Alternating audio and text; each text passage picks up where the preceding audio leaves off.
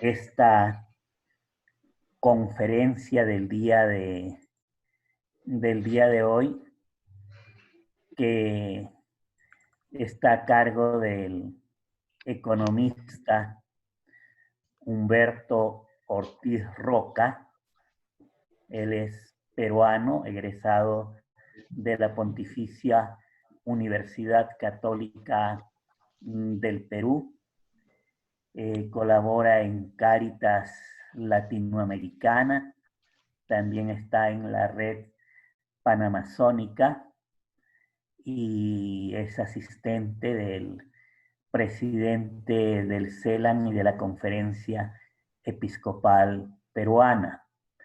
El tema que él va a compartir con nosotros es impacto previsible del COVID-19 en la economía de los pobres en América Latina.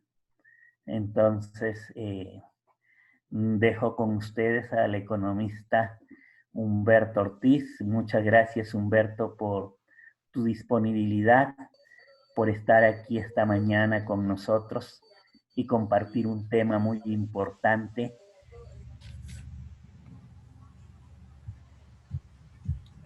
La economía de los pobres en este tiempo de pandemia, y a ver qué luces nos das para trabajar y poder ayudar a los más necesitados ante esta situación.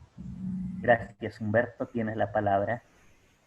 Muchas gracias, Padre Ronald. Espero que me escuchen en este día tan especial del Sagrado Corazón de María, Nuestra Señora de la Evangelización. Ayer tuvimos el Sagrado Corazón de Jesús. Y bueno, pues saludarles a todos y todas.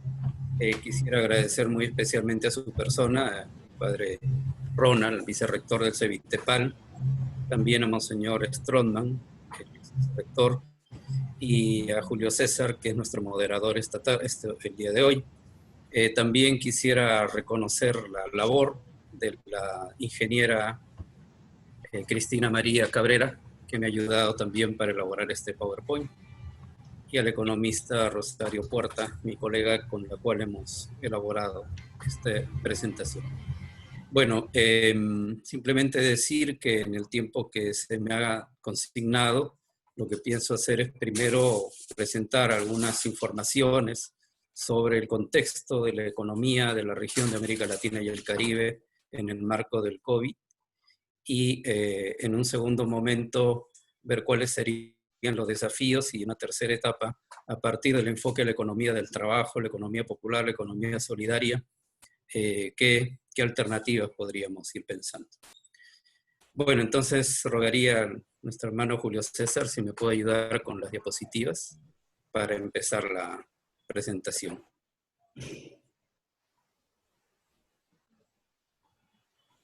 ¿Aló?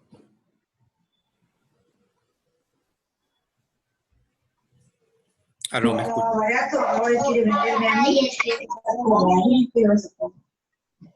No alcanza nada. También les rogaría si por favor pudieran sus micrófonos. Entonces, el tema que nos convoca son los efectos del COVID-19 en lo económico y social en la región. La siguiente, por favor. La siguiente lámina. Bien. Bueno, aquí pueden ver en estas dos gráficas la situación del crecimiento mundial del Producto Bruto. Todavía no hay una claridad, son proyecciones todavía, digamos, tentativas, de cómo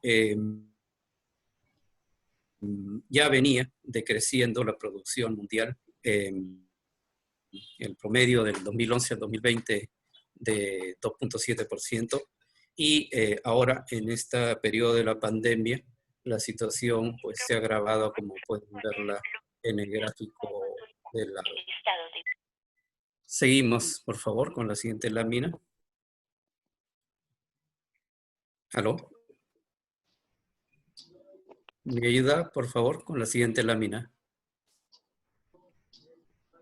A nivel de las situaciones preocupantes a nivel mundial, son los crecimientos negativos de los países líderes, llamémoslo así, ¿no? Para Estados Unidos se espera entre -2 a -3.8%, son cifras de la CEPAL. En Japón, en -4.2%, en la Unión Europea en promedio 5.7 negativo, en la propia China -1.8. La siguiente, por favor. Esta semana, digamos, es un informe del Banco de Crédito del Perú, que saca informes macroeconómicos cada semana. Se encontró que los mercados globales iniciaron una semana que termina con un modo pesimista ante las preocupaciones sobre la segunda ola de contagios en el mundo. En Pekín se han reimpuesto restricciones, ¿no? Tras un inesperado aumento de los contagios. En Estados Unidos, como sabemos, la preocupación es por esta segunda ola de contagios y la Reserva Federal estima todavía un crecimiento menor para la economía norteamericana de -6.5. El petróleo también se ha derrumbado, el precio del petróleo, y también los commodities han tenido y tienen precios oscilantes.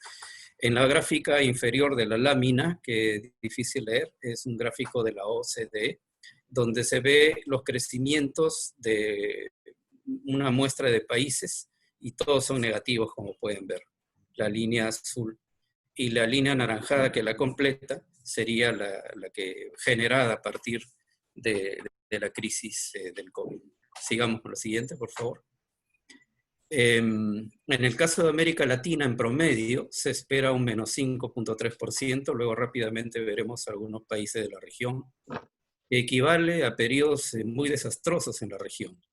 Si ustedes comparan esta cifra del 2020, -5.3%, ustedes pueden ver a la izquierda -5 en 1930, -4.9 en 1914, años donde se tuvo la gran crisis recesiva resultante de las guerras mundiales, sobre todo la Primera Guerra.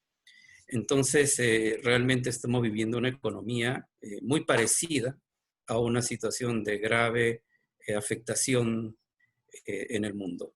La siguiente, por favor. En este caso, tienen ustedes cómo se ha desempeñado por decenios la gráfica a la izquierda de la economía latinoamericana. Y en la derecha pueden ustedes ver cómo estábamos a nivel de pobreza en lo que es antes del COVID, ¿no? Si ustedes se fijan, los últimos años de la derecha, el 17 al 19, prácticamente la pobreza estaba alrededor del 30%, oscilante, en 19 creció un poco respecto al anterior año, e igual el caso de la pobreza extrema, que estaba algo más del 11%. Seguimos, por favor. La siguiente lámina. Pero, como bien dice el informe de la OIT, del Banco Mundial, suscrito por la doctora Alicia Bárcena, que es su secretaria ejecutiva, vemos cómo en realidad esta situación económica va a agregar 12 millones de personas más al desempleo, con lo cual tendríamos 37.7 millones en la región.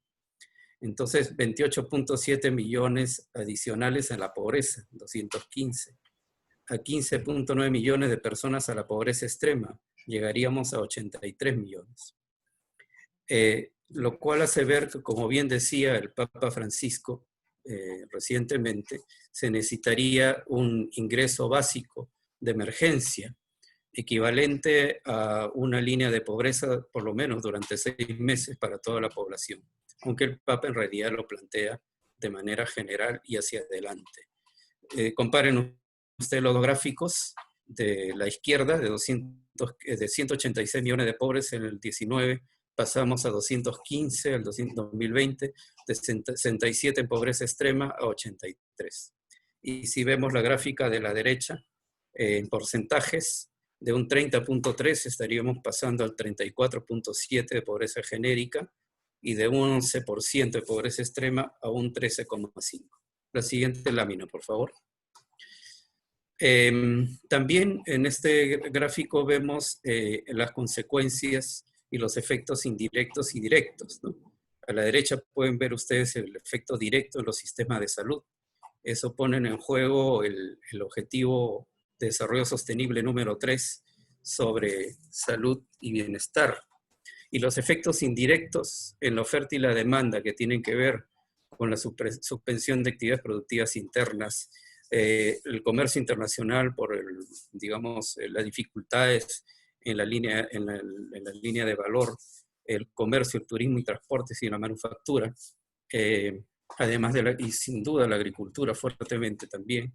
Notamos que esto nos plantea fuertes cuestionamientos al objetivo 4 sobre calidad educativa, al objetivo 1 sobre fin de la pobreza, al objetivo 2 sobre pobreza cero, alimentación para todos, el objetivo 8 sobre trabajo decente, el objetivo 10 sobre reducción de la desigualdad, o el objetivo 17 sobre la Alianza Internacional o Cooperación. Entonces, se esperaría un menor crecimiento económico, mayor desempleo y pobreza, quiebras de las empresas, quiera que no, reducción de la inversión privada, menor integración en cadenas de valor, como hemos mencionado, deterioro de las capacidades productivas de los países y de las habilidades. En esta lámina vemos los efectos en el trabajo, también siguiendo este estudio tan importante de la OIT y la OIT y CEPAL. Por un lado, el llamado trabajo formal, una reducción de horas, caída de salarios. En el trabajo llamado informal, la caída del empleo por motivo, ¿no?, del distanciamiento y prohibición de circulación, menor acceso a compensaciones de ingresos. Las mujeres van a ser más afectadas con mayor vulnerabilidad, los jóvenes también. Los sectores intensivos en mano de obra también van a verse afectados, ¿no? Turismo, comercio, manufactura, etc. Y las micro y pequeñas empresas que en la región dan trabajo por lo menos un 46% de la población económicamente activa, también ya están siendo afectadas. La siguiente, por favor. Ahí ustedes ven cómo la tasa de desempleo en las mujeres también va a aumentar con respecto a los varones, lo cual también es un problema serio respecto al efecto diferenciado en relación a las mujeres, que son las que más sufren. La siguiente lámina, por favor. Aquí ven ustedes entonces el impacto en el desempleo, la tasa de desocupación.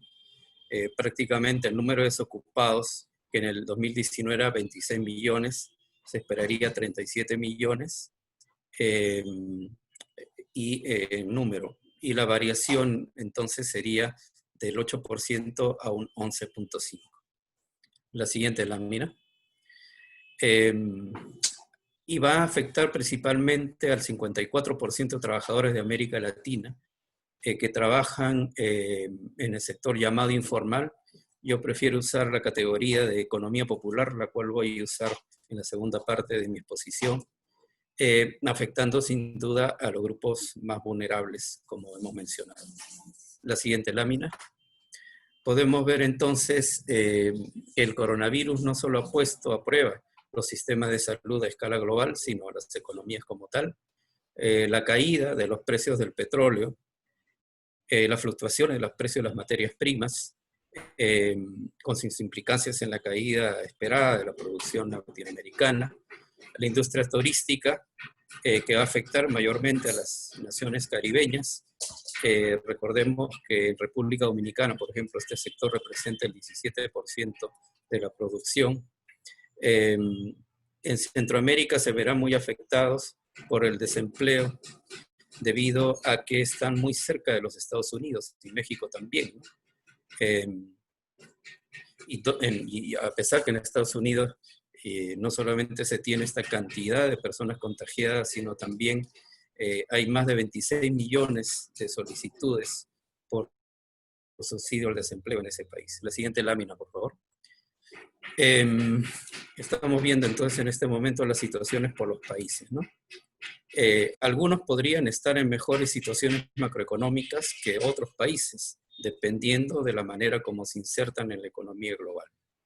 Por lo visto, según el indicador de deuda respecto a Producto Bruto, que es un indicador normalmente utilizado para la sostenibilidad financiera, vemos que hay 3 economías en la región que podrían resistir mejor: Colombia, Chile y Perú, pero no todos. Veamos el gráfico de la derecha. En el caso de Argentina, cuyo tema de la deuda es sumamente delicado, está el 93.3%, este indicador de deudas sobre Producto Bruto. En Brasil 91%, en El Salvador 68.5%, etc. En Colombia la deuda pública equivale al 51% del PBI, pero tiene otros indicadores macroeconómicos que la permiten resistir mejor este remesón. En el caso de Chile es el 27% y el Perú tiene 26%, que es el indicador más bajo en la región. Sin embargo, preocupa también que para financiar los programas de subsidio del Estado y otros programas relacionados con la reactivación, el Perú ha salido a captar deuda externa, lo cual es preocupante, sobre todo que hemos tenido también, como los diversos países de América Latina, un problema de la deuda muy difícil, que encontró algunas salidas a finales de la década de los 90, comienzo de la década de los años 2000, y que se esperaría no volver a caer en este tipo de problemas. La siguiente, por favor. En el caso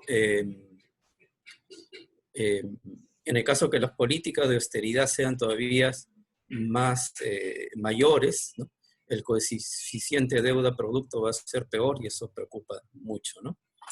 Para la economista mexicana Alicia Girón, ella sostiene de que, digamos, ha habido países que han reaccionado demasiado tarde frente a este problema.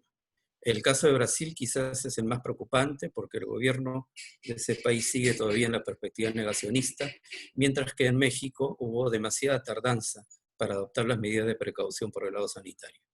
En el caso de Venezuela preocupa profundamente en la medida en que el ingreso del petróleo representa más del 90% de sus exportaciones, con la dramática caída de la demanda energética, y ya también Venezuela venía de una caída del 35% según la CEPAL, y se ve que se esperaría un 18% para este año, lo cual es muy preocupante. La siguiente lámina, por favor. En el caso de Ecuador, también es una de las economías más afectadas, lo dice la profesora Lustig, por tener una economía dolarizada y depender de los ingresos petroleros. En el caso de Argentina, ya hemos mencionado el tema del peligro del default. Al comienzo de este año había iniciado una negociación argentina que se habría cerrado el día de ayer, hay que ver los resultados, en la cual se buscaba una reducción de la deuda externa, planteando 3 años de gracia y la posibilidad de pagar, de dejar de pagar el 62% de los intereses. El país de Argentina es el más endeudado de la región, con una deuda fiscal equivalente al 93% del Producto Bruto según el Fondo Monetario. Otros impactos que tienen que ver con la economía de los pobres es el tema de las remesas. Se espera el Banco Mundial que se reducirán en un 19% este año, después de haber alcanzado un máximo histórico en el año de 2019. En El Salvador, las remesas que se envían a Estados Unidos de parte de los salvadoreños y salvadoreñas equivale a alrededor del 17% de su Producto Bruto. En Nicaragua, en el 2018 hubo ingresos por 1.500 millones, representando el 11.4% de su producto.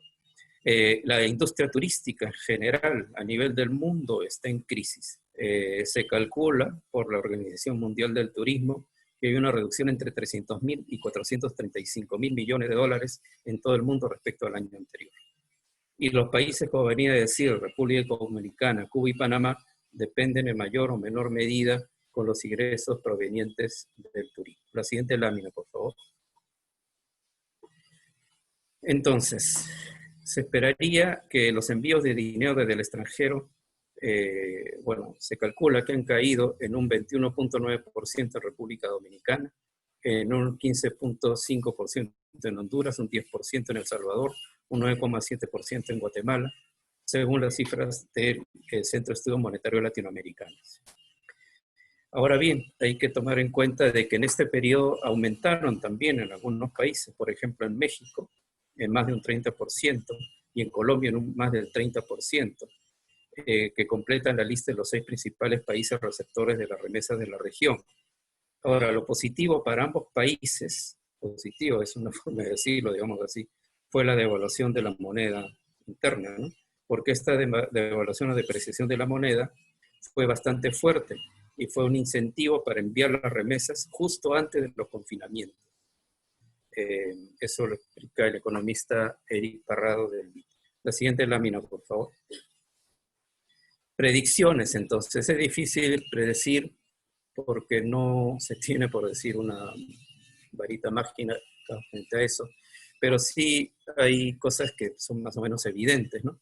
Para la economista Nora Lustig, es difícil predecir el futuro porque depende en gran parte de las investigaciones médicas. Por ejemplo, si se descubre pronto un medicamento que sea profiláctico, entonces se podría relajar mucho más rápido la medida de confinamiento, lo que aceleraría la recuperación. Pero si la situación actual continúa y no se encuentra una pronta solución, habría dificultades para la recuperación. Y Dios no quiera, estas situaciones podrían ser más graves. Hay que tener en cuenta que los países industrializados, en sus medidas frente al COVID, han tenido de cara a la gente más vulnerable medidas como las siguientes, ¿no? Han implementado medidas de apoyo a la población más vulnerable para mitigar los efectos de la crisis. En España, Francia y Reino Unido se facilitaron fondos para ampliar la cobertura del desempleo y se garantizó la liquidez a las pequeñas y medianas empresas, mientras que en Estados Unidos se puso en marcha planes muy fuertes, por lo menos monetariamente hablando, de rescate y estímulo, que incluyen transferencias directas de dineros a los ciudadanos. La siguiente, por favor. Se necesitaría un apoyo a los más necesitados. La economista mexicana Alicia Girón, experta en Latinoamérica, es decir, los países que tendrán mejores posibilidades económicas serían aquellos que tendrían mayor capacidad para renegociar su deuda.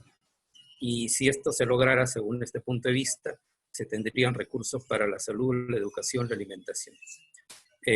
Por otro lado, la economista Lustig considera también necesario impulsar mayores esfuerzos del Estado para ayudar a los más necesitados a través de programas de transferencias que se vienen aplicando, dicho sea de paso. Pero aparte del apoyo monetario, debe haber inversiones para proveer condiciones sanitarias indispensables a fin de aplanar la curva de contagio. Es necesario, sumamente necesario, que todas nuestras poblaciones tengan acceso al agua y al jabón, pero se trata de un objetivo que muchos países de la región todavía no han cumplido. La siguiente lámina, por favor. Esta es una lámina válida para el Perú de una empresa consultora Apoyo, que trata de ver qué sectores, sea por el lado de la recuperación operativa o por la demanda, se podrían recuperar. Y pueden ver ustedes en la parte superior derecha cuáles podrían ser los sectores. Y al revés, en la parte inferior izquierda, los que serían más afectados. Aparentemente, según estas investigaciones, serían las telecomunicaciones, la minería,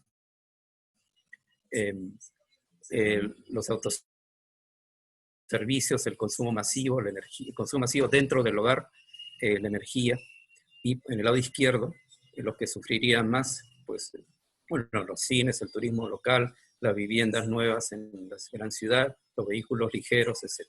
La siguiente lámina, por favor. Y también esta consultora para el caso del Perú, vuelvo a decir solo el caso del Perú, pero refleja bastante la realidad de muchos países latinoamericanos. Habría una adaptación, ¿no?, a las tendencias globales, una resiliencia, digamos, ¿no?, como de hecho la está viendo. Y probablemente algunos sectores todavía podrían crecer, como el sector de consumo masivo dentro del hogar, que sería una modalidad nueva, ¿no?, usando las tecnologías de la información modernas, los autoservicios, que serían mercados de mayor penetración con un crecimiento atípico. Los otros sectores todavía es difícil predecir. La siguiente lámina, por favor. Evidentemente, también el informe de CEPAL y la OIT plantea la necesidad de tomar atención al tema de la evasión y la elusión tributaria, que había llegado a niveles muy altos a nivel fiscal, a nivel de la región, 6.3% del Producto Bruto Regional, que equivale esta elusión y evasión a la mitad del gasto social del gobierno central en promedio, de los países me refiero, 3 veces el gasto requerido para cubrir por 6 meses a todas las personas que se encontrarán en situación de pobreza en el año 2020, más elevado que el gasto promedio del gobierno central en educación y en salud, y el gasto en pago de intereses el 2.6% del Producto Bruto. La siguiente, por favor. Entonces, se necesitaría, plantean también este informe, la necesidad de una economía resiliente, inclusiva y de bajo carbono en América Latina. Es decir, la necesidad de energías limpias, el desarrollo de los nexos entre el agua, los suelos, la biodiversidad, los pagos a los servicios, a los ecosistemas, la conectividad digital y movilidad pública eléctrica, la estructura digital sanitaria, la movilidad pública, las ciudades, lo urbano y el saneamiento básico en ellas, y el fortalecimiento de la economía del cuidado mediante cadenas de producción más cortas, mejor remuneración e infraestructura. La siguiente lámina, por favor. Bueno, entonces hemos tenido un repaso rápido de lo que me parece a mí serían indicadores, por decir, más gráficos de la situación, también contemplando diferencias entre los países y por qué tales diferencias, y la resiliencia de nuestras poblaciones. Ahora, sigamos en el PowerPoint, por favor. Ok, ya. ¿Podríamos regresar al PowerPoint?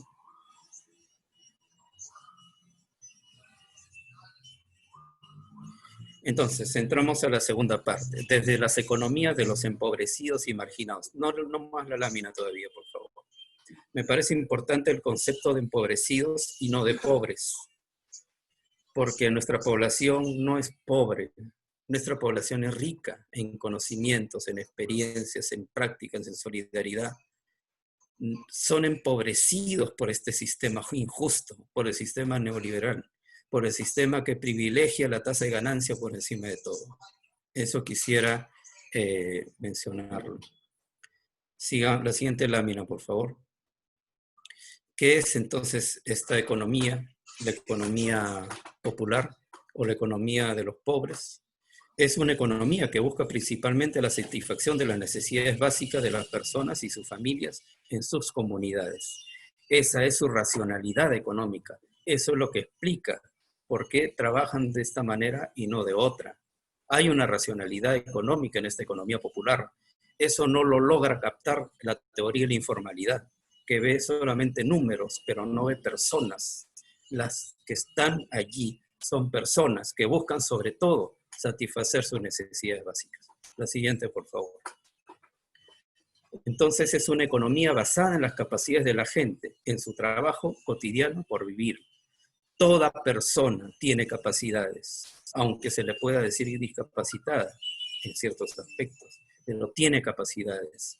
Y eso es importante, y ya lo dicen desde hace mucho tiempo Amartya Sen. Entonces, queremos preguntarnos, ¿cómo funciona esta economía de los pobres? ¿Cómo funciona esta economía de la gente sencilla para generar sus medios de vida que necesita en situaciones extremas? ¿Cómo funciona? La siguiente, por favor.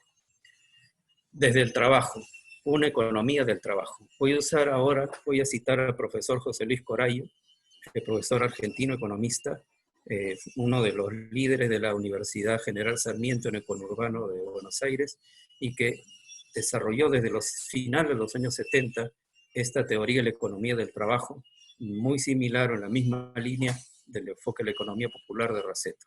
La siguiente, por favor. Para Corallo, el trabajo de la gente para sobrevivir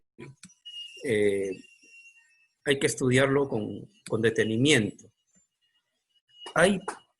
Si llamamos el trabajo como la capacidad de las personas de transformar materias primas en bienes y servicios de utilidad social, no todo este trabajo pasa por el mercado, es decir, no se paga por dinero.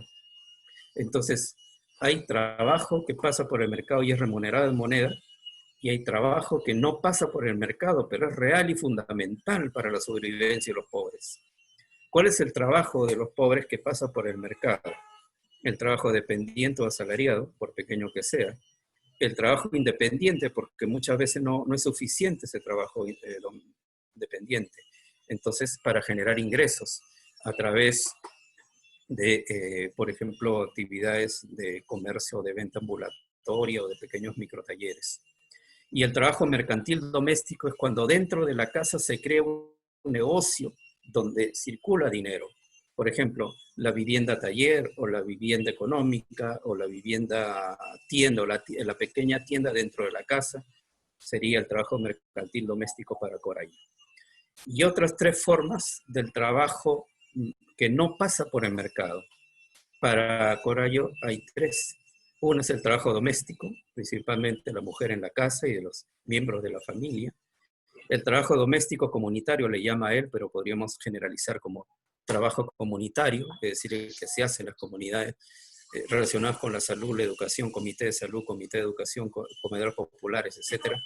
Y el trabajo de formación, porque cada vez más las personas están ávidas por formarse, por aprender cosas. Y también en el terreno del COVID, estas 6 formas del trabajo se ponen en movimiento. La siguiente lámina, por favor.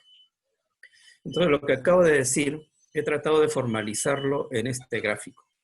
Entonces, la economía de los empobrecidos y marginados tiene 2 formas principales: la economía del trabajo no remunerado y la economía del trabajo remunerado. La economía del trabajo remunerado en esas 3 esferas: doméstico, comunitario y de formación. Y la economía del trabajo remunerado en esas 3 esferas: independiente, dependiente y mercado mercantil doméstico. Y esa ecuación que tienen al centro, ET igual TR más TNR, ET quiere decir economía del trabajo, TR quiere decir trabajo remunerado, TNR quiere decir trabajo no remunerado. Para Corallo, este trabajo tiene un empleo muy grande de tiempo. No se puede medir en dinero, porque el trabajo no remunerado no se puede medir en dinero. No hay contraprestación de servicios en la casa por dinero, pero se mide por horas de trabajo, es decir, por tiempo socialmente necesario. Vale decir, un trabajador del pueblo, ¿cuántas horas invierte en el trabajo remunerado? ¿Cuántas horas en trabajo no remunerado? En el año 86 en Nicaragua, Corallo aplicó una encuesta en Managua y encontró que de este gran fondo de trabajo, de la economía del trabajo, solamente un 45% de tiempo de trabajo era empleado en trabajo no remunerado, mientras que, en trabajo remunerado, mientras que la mayor parte, el 55%, en trabajo no remunerado. De ahí la gran pregunta: ¿cómo es que Juanito Quispe, con un ingreso de menos de $100 al mes, puede sobrevivir? Es porque Juanito Quispe no solamente tiene $100 al mes, tiene una gran cantidad de tiempo y horas de trabajo popular no remunerados, pero utilizados para la sobrevivencia. Y ese tiempo es el que el pueblo pobre está usando ahora para enfrentar el coronavirus principalmente. Sigamos, por favor. Entonces, esta economía del trabajo, Corallo la llama así y Raceto le llama la economía popular, porque surge del pueblo, surge de las poblaciones marginadas y excluidas. Entonces, ¿cómo definiríamos? Yo he intentado aquí una definición operativa de la economía del trabajo o la economía popular. Me parece que es el conjunto de actividades económicas de producción, distribución o consumo realizados por los y las trabajadores del campo y la ciudad y de la Amazonía, cuya finalidad es la satisfacción de las necesidades básicas de las personas, de sus familias, en sus comunidades. La siguiente, por favor. Es una economía que se desempeña y se desarrolla principalmente en el espacio local. Es una economía, sobre todo, del territorio. La siguiente lámina, por favor. Entonces, esta economía popular, a mi modo de ver, se da en 6 sectores básicos. Les presento aquí esta gráfica que yo le suelo llamar el hexágono de la economía local.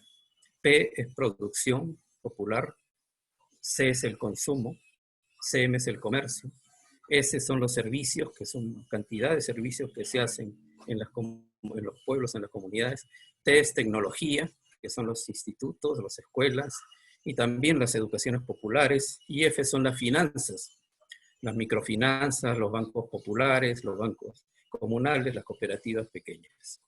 Pero este hexágono de la economía local tiene a su vez como 4 ventanas importantes. Una de cara a los mercados, local, regional, nacional e internacional. Otra de cara a la sociedad civil, es decir, los ciudadanos organizados. Otra de cara al Estado, que debe tener políticas públicas del factor del Estado central, regional, local, y la solidaridad internacional. Yo prefiero hablar de solidaridad internacional y no solo de cooperación internacional. Y al centro de este gráfico, si me permite, Julio César, regresar al anterior, está el factor C, porque hasta el momento he hablado de la economía popular, pero Raceto habla de la economía solidaria. Es decir, cuando en esta economía popular se aplica el concepto de la solidaridad, de la ayuda mutua, de la cooperación, del compartir, esas flechas que podrían ser de diáspora se convierten en fechas de eslabonamiento, de articulación solidaria entre los sectores. La siguiente, por favor. Por ejemplo, de economías populares, yo diría solidarias, los comedores populares autogestionarios. Estas 2 fotos que ustedes ven allí son fotos recientes de un comedor en una zona popular de Lima. Ven ustedes que ellas son capaces de aplicar el aislamiento social, de tomar las medidas de seguridad e higiene, porque a lo largo de los años han aprendido en la tecnología nutricional y también organizativa. Así es, en las ollas comunes en Chile. Y al lado derecho, la distribución, donde se plantea una disciplina popular que sí es posible una disciplina popular desde las comunidades para el autocuidado. La siguiente lámina, por favor. El intercambio y cooperación. Esta es otra experiencia en un distrito de Lima que se llama San Juan del Lurigancho, donde existe una cooperativa muy antigua, la cooperativa San Hilarión. Al lado derecho ven ustedes, señoras, que una es de una tienda, otra de una verdulería, y está la cooperativa. Ellas son, y como ellas, hay muchas personas prestatarias de su cooperativa, que le permite obtener el financiamiento. Y también los comerciantes de los mercados, con un enfoque solidario, sí pueden aplicar medidas de autocuidado, justamente por el cariño que tiene la economía solidaria a la gente. La siguiente, por favor. La agricultura familiar en el campo es hoy en día la que más nutre a nuestros pueblos de América Latina y el Caribe. Más del 60% de los alimentos de nuestros países llegan de esta economía de la agricultura familiar. Para enfrentar la actual crisis necesitamos trabajar en comunidad, dicen los compañeros y compañeras. Esta es una lámina que me la he prestado del Grupo de Iniciativa de Economía Solidaria de Canchis, en las provincias altas del Cusco. Una agricultura familiar que conserva los saberes y culturas ancestrales de la gente, que pone en la práctica la elaini y la minca, que trata de llevar adelante el buen vivir, en el caso quechua el sumaj causay o el sumaj camama en versión aymara, para que las familias trabajen la tierra de forma comunitaria. La siguiente lámina, por favor. Y ahora yo quisiera mostrarles muy rápidamente algunas fotografías de la agricultura familiar y ecológica en el Brasil, proyectos que viene animando la Caritas brasilera, que ustedes pueden ver allí. La siguiente, por favor. La siguiente. O en la anterior, me parece que nos saltamos. ¿Aló?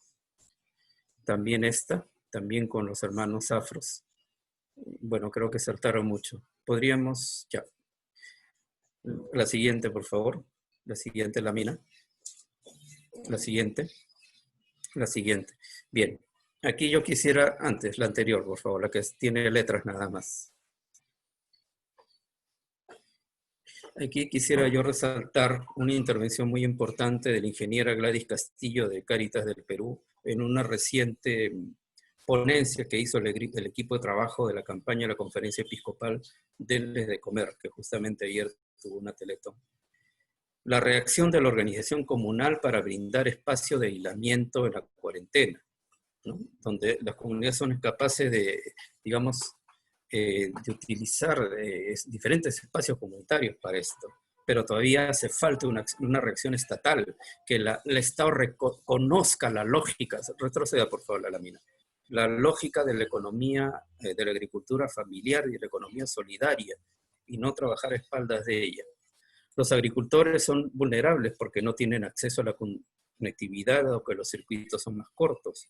Entonces ahí el desafío de detener el contagio y que los productos puedan salir. Todavía tenemos la oportunidad en las regiones de que la economía familiar, la agricultura familiar, responda como lo viene haciendo a la alimentación, aún en este tiempo del COVID-19. Necesitamos organización y protocolos de bioseguridad para la comercialización, que ya lo están adaptando nuestros hermanos. Y por otro lado, nos decía el ingeniero, las poblaciones indígenas se han asumido prácticas de medidas de prevención, de aislamiento y vigilancia comunitaria, medidas tradicionales y asegurar la alimentación para sus familias. La siguiente lámina, por favor. Pasamos ahora a la Amazonía. Hemos hablado de la economía popular en las ciudades, en el mundo de los Andes. Veamos en el caso de la Amazonía. También podemos decir, existe una economía solidaria en la Amazonía, pero con otro enfoque, el enfoque de la abundancia. ¿Por qué? Porque los pueblos amazónicos demuestran que todavía tenemos abundancias en la Amazonía. Yo creo que la economía como ciencia debe liberarse de la teoría de la escasez. Cuando las primeras ideas sobre economía las plantea el sabio griego Jenofonte, el oikonomos, la norma de la casa, ese es el fundamento de la economía, no cuando vienen luego los marginalistas en el siglo XIX a partir de las crisis europeas de aquella época, en las cuales plantearon la definición de la economía en función de la escasez, la ciencia del uso eficiente, eficaz de los recursos escasos con fines alternativos. ¿Por qué tiene que ser escaso? ¿Por qué la economía no puede ver la abundancia? Las abundancias cuantitativas y sobre todo cualitativas que hay en nuestros pueblos, sus capacidades, sus formas organizativas, sus culturas. Sigamos, por favor. Y los pueblos indígenas están, sin duda, motiva esto su resistencia al extractivismo depredador. Las mujeres indígenas también se movilizan. La siguiente lámina, por favor. Pero podríamos decir que hay una economía de la abundancia en su sabiduría. Esta que ustedes ven en esta lámina es una experiencia de un proyecto muy importante de una fundación colombiana que se llama FUCAI, Fundación Camino de Identidad, que en el ánimo justamente que la propia gente de los pueblos indígenas y amazónicos reconozca sus saberes, desarrolla esta experiencia, las llamadas aulas vivas, que consisten en vivir en la comunidad para aprender con ellos el cultivo en la chacra, la valoración de los productos, los valores nutricionales y la cocina amazónica. En este caso, por ejemplo, como bien dice el Evangelio, en esta cocina amazónica, en aquel día que tuve también el honor de participar, no solamente abasteció, sino sobró. La siguiente, por favor. La siguiente lámina. Con esto, entonces, entramos al tema del buen vivir. Creo que lo que está en juego, justamente, es el concepto del buen vivir, que va más allá del concepto clásico de desarrollo.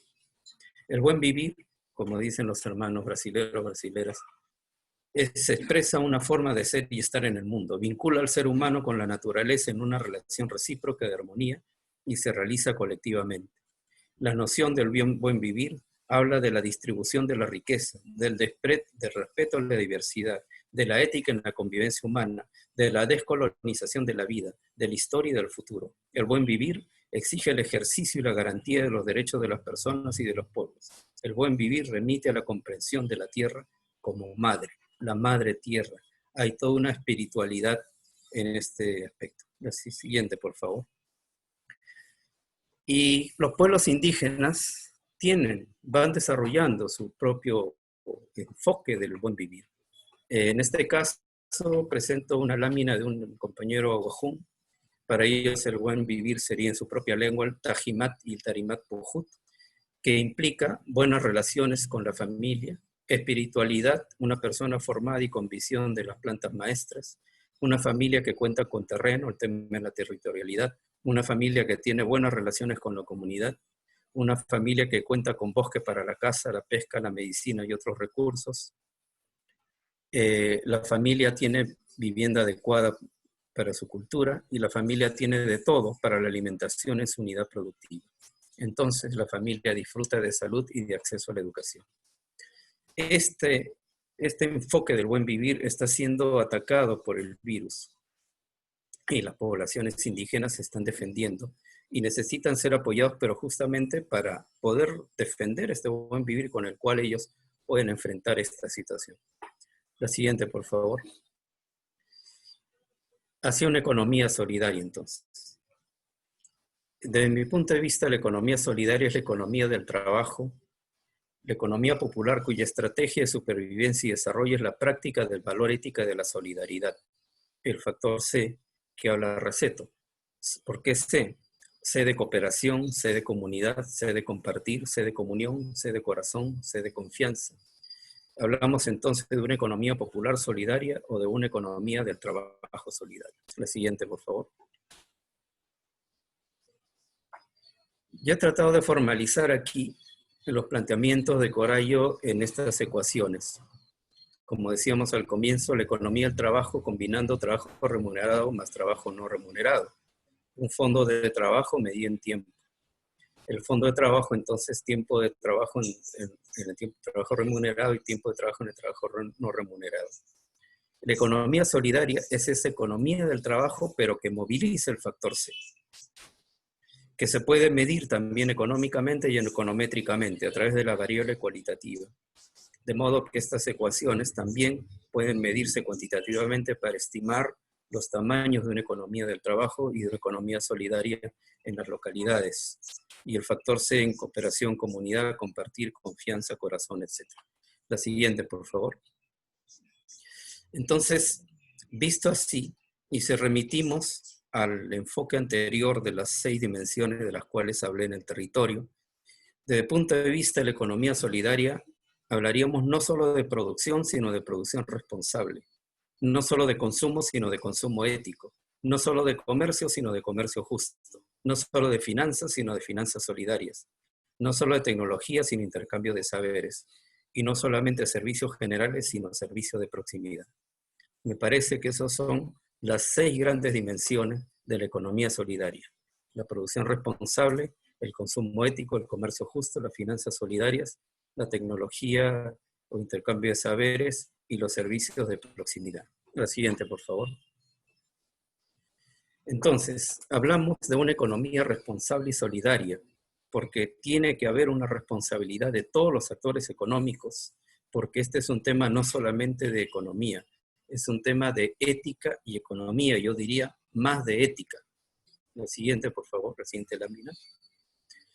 Entonces, en un país o localidad de nuestra región, la responsabilidad social de los actores económicos debe implicar a todos los actores económicos, a la empresa, también la empresa privada, sin duda, pero una empresa renovada, una empresa que no trabaja solo en función de la maximización de la tasa de ganancia, sino es capaz de vincularse con la comunidad de forma justa y no manipuladora. Las organizaciones sociales, porque ya juegan un rol muy importante en estos procesos desde abajo. El Estado, porque se necesita políticas públicas a favor de una economía social responsable y solidaria. Y los ciudadanos y ciudadanas de a pie, porque ellos están involucrados en este proceso. Entonces, decimos una responsabilidad social global y acciones estratégicas, no solamente de coyuntura. La siguiente, por favor. Lámina. Entonces, se requiere una globalización de la solidaridad. La globalización neoliberal la pueden ver en el lado derecho de esta lámina, donde la globalización neoliberal es sobre todo la entrada de empresas transnacionales en los países del sur únicamente con la lógica extractivista y la remisión de ganancias al exterior. Y la cooperación internacional de desarrollo juega también un papel en esta economía. Pero por otro lado, y lo podemos ver en el lado izquierdo, tanto en el norte como en el sur del mundo, existen economías solidarias. Estas economías populares que yo he hablado, en el agro, en el campo, en las ciudades, son también en los países europeos, también en Norteamérica, también en el Asia, también en África. Justamente está viendo ahora virtualmente un foro global sobre la economía solidaria y evidentemente en nuestros países del sur, donde quizás esta fuerza de la economía solidaria ha tenido un impacto muy grande. Entonces, creo que la estrategia de lucha actualmente debe ser 3 estrategias. Una, la alianza de los solidarios del norte y el sur del mundo. Una segunda, la capacidad de interacción con las empresas en el sentido de su actuación en las comunidades. Y tercero, la renovación de la cooperación internacional, no solamente en un criterio de cooperación, sino en un criterio de solidaridad. La siguiente, por favor, la siguiente lámina. La siguiente lámina. Entonces, esto nos plantea, y yo voy a cerrar en los próximos 10 minutos que me queda, me parece, si no estoy equivocado, desafíos a varios niveles. A nivel microeconómico, la unidad económica. A nivel local, o sería el nivel mesoeconómico, o la articulación y eslabonamientos económicos solidarios intersectoriales. A nivel del país, como levantar no un proyecto nacional neoliberal, sino un proyecto nacional de solidaridad. Y en lo global, una propuesta de globalización de la solidaridad, pero en una perspectiva nueva, una perspectiva civilizatoria.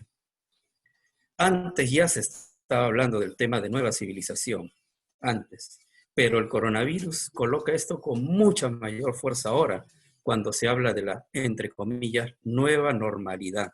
¿Cuál es esa nueva normalidad? La neoliberal a secas, basada en el extractivismo, en la tasa de ganancia a ultranza, en el capitalismo financiero, o una nueva civilización basada en la responsabilidad y la solidaridad entre los pueblos. ¿Cuál es la propuesta? La siguiente, por favor. Entonces, tenemos un desafío paradigmático y, por tanto, civilizatorio. Hay que pasar, me parece a mí, a un paradigma centrado en el trabajo humano y la cooperación dentro del ecosistema. En un escenario de mayor toma de conciencia de nuestros pueblos sobre los grandes desafíos de estos tiempos. Y entonces enfrentar la pandemia con un proyecto de nueva sociedad, una sociedad justa, fraterna, solidaria. La siguiente, por favor. La siguiente. Entonces, hay que entrar a un diálogo del buen vivir. En esta lámina voy a recoger varias afirmaciones del economista ecuatoriano Alberto Acosta, que tiene trabajos muy interesantes, muy bien elaborados sobre el buen vivir. Hizo una exposición en el 19 Congreso Latinoamericano y Caribeño de Cáritas el año pasado. Tenemos la posibilidad, dice Acosta, de construir un gran diálogo de saberes y conocimientos que tanta falta hace a la humanidad. Bueno, estos tiempos del coronavirus hay que verlos con esa posibilidad del diálogo de saberes y conocimientos. Hasta la ciencia médica está en crisis. El diálogo de los buenos convivires entre las sociedades humanas en el planeta, con propuestas y prácticas alternativas, provenientes de las diversas regiones del mundo, pero que pueden estar espiritualmente emparentadas en su labor por una transformación civilizatoria. La siguiente lámina, por favor. La siguiente. Hay que reinventar el futuro, nos plantea Acosta. Los aportes del buen vivir en un contexto amplio nacional e internacional radican las posibilidades de diálogo que abre la contribución en especial. Podría estar en la construcción colectiva de puentes entre los conocimientos ancestrales y los conocimientos modernos. No hay forma de combatir el COVID-19 si no somos capaces de articular los conocimientos ancestrales y los modernos. Y en eso Latinoamérica tiene un gran potencial y que no está siendo aprovechado. Para lograrlo, nada mejor que un debate franco y respetuoso, un debate que recién comienza a desplegarse. Habrá que hacerlo construyendo sobre la marcha, como dice Acosta, reaprendiendo, desaprendiendo y aprendiendo a aprender simultáneamente. La siguiente lámina, por favor. Propuestas entonces, y ya pasamos a la fase final de mi presentación. La siguiente lámina, por favor. El informe, que me parece bastante adecuado, de la CEPAL y la OIT, nos plantea 10 mensajes principales. Uno, que ya América Latina venía decreciendo en el 2019. Los efectos van a ser más grandes en la recesión, se desploma el comercio, aumenta el desempleo con efectos de pobreza y desigualdad, graves efectos en las mujeres y diferentes grupos, adultos mayores, pueblos indígenas, afrodescendientes, mujeres.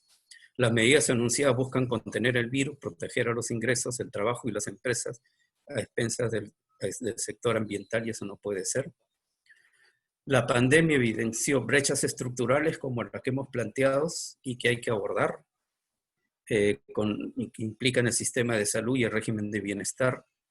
Han reorientado presupuestos públicos, pero es necesario todavía mayores esfuerzos, ¿no? Y se va a requerir, se está requiriendo por el financiamiento externo, que me parece a mí, hay que tocarlo con mucho cuidado este tema, y se necesita una reflexión fuerte ahora sobre el endeudamiento, como bien lo ha planteado el Papa Francisco. La notable reducción o total condonación de la deuda externa, es necesario que ese tema regrese a la agenda. El reinicio, igual que el tema del salario básico universal.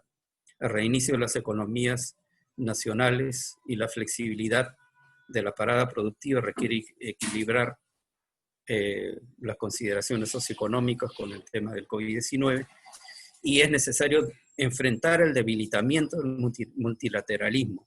Estamos pasando del multilateralismo al llamado G1, donde un país todavía pretende ser, a pesar de todo, y los contagios que tiene su población, ser el líder en el mundo. Eso no se puede aceptar. Es necesario reforzar la propuesta del multilateralismo y no a un proteccionismo que está distorsionando la cooperación internacional. La puede distorsionar. La siguiente, por favor. Entonces, nos dicen también la CEPAL que la región no tiene otra opción estratégica que avanzar hacia un nuevo modelo de desarrollo más sostenible a través de una mayor integración. Y pone los diversos rubros que aparecen en esta lámina. Sigo más adelante porque ya veo que mi tiempo se va acortando mucho. La siguiente lámina, por favor. Propuestas, entonces. Primero hay que proteger a los sectores vulnerables, principalmente con la iniciativa fiscal. Necesitamos un Estado que sea capaz de acompañar e invertir en ello.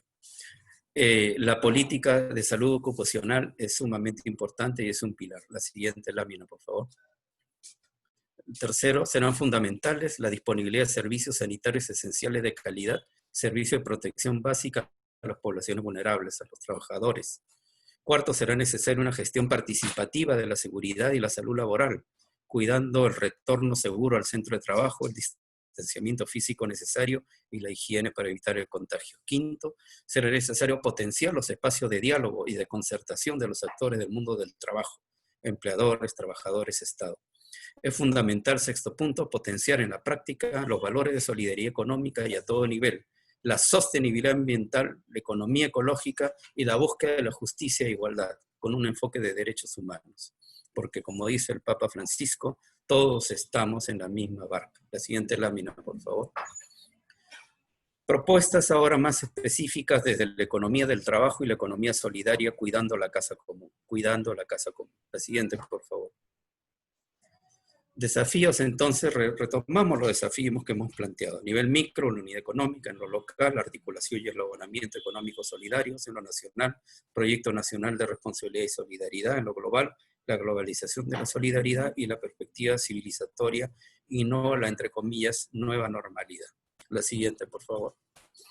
Entonces, se trata de un proceso participativo, una promoción de la economía popular, solidaria, de la economía alternativa desde los pobres. Voy a plantear 4 niveles entonces. En el primer nivel, o sea, en el nivel local, estudiar con las personas lo que ya vienen haciendo para agenciarse de medios de vida, fortalezas y debilidades. Ellos tienen conocimientos, hay que valorarlos y hay que optimizarlos. Identificar los recursos que tienen, no solamente los monetarios, sino los no monetarios. Y dentro de los no monetarios, los intangibles. En economía, los intangibles son los conocimientos. Calcular los presupuestos familiares, pero no solamente los presupuestos monetarios, sino también los no monetarios. El apoyo a propuestas familiares, como la economía familiar, la agricultura familiar, la economía circular y solidarias. Y analizar las posibilidades de fortalecer una economía de la proximidad. Los franceses hablan de esto, en Francia, en Quebec, la economía de la proximité, que significa ver la economía de tu comunidad, de tu barrio, cómo circula en tu comunidad la producción, distribución y consumo locales. Cómprale a tu hermano, sería la consigna, cómprale a tu hermano. La siguiente, por favor. Un segundo nivel en lo local, o sea, el nivel mesoeconómico, identificar y desarrollar las experiencias de responsabilidad social y ambiental de los actores económicos, y co-construir políticas públicas locales y regionales de promoción. Cuando decimos ahí co-construir, significa no dejar libre al Estado para que ellos solamente dicten las políticas públicas. No, existe derecho a la sociedad civil, a las comunidades, de participar en el diseño y aplicación de las políticas públicas. Por eso la co-construcción. En un tercer nivel, en lo nacional, identificar y desarrollar experiencias de responsabilidad social y ambiental y de economía circular, promover y articular experiencias de buen vivir, promover y articular políticas públicas locales y regionales.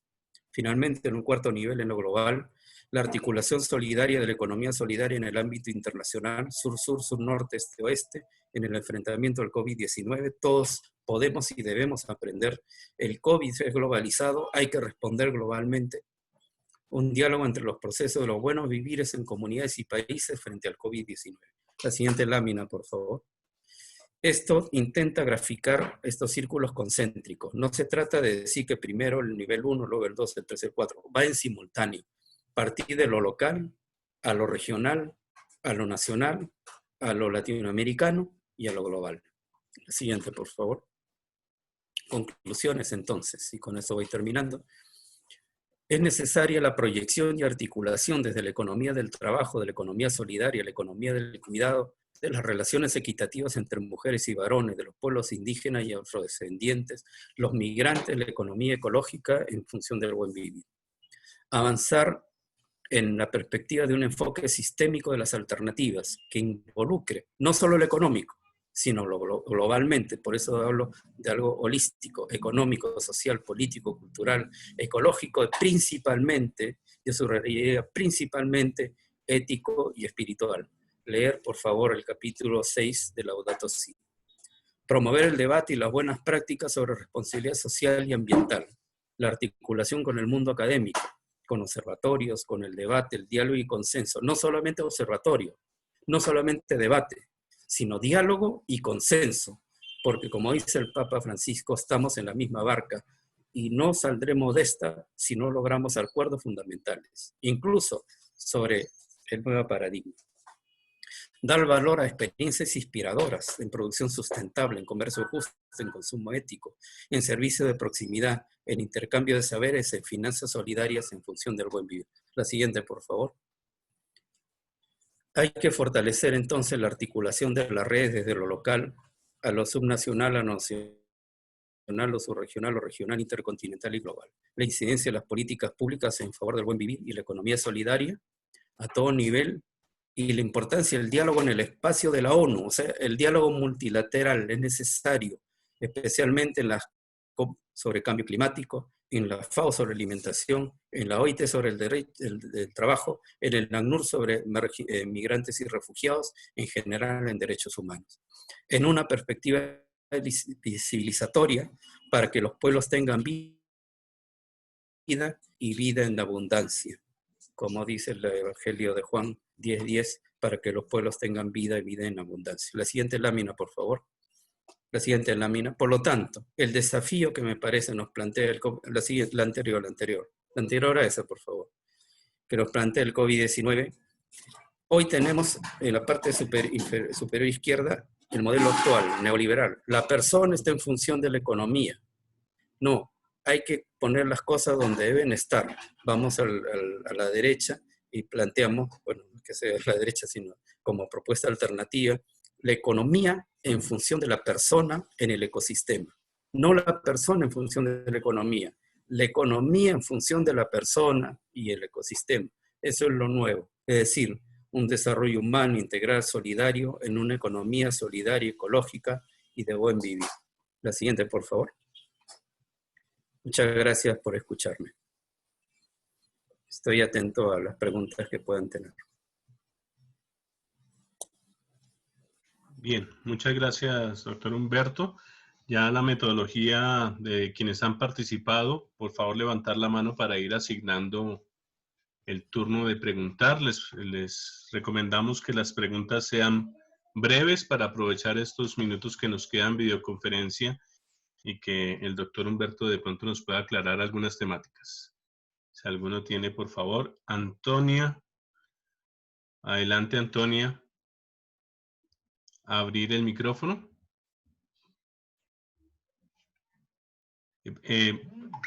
Por el sistema pueden levantar la mano en participantes y les va a salir levantar la mano.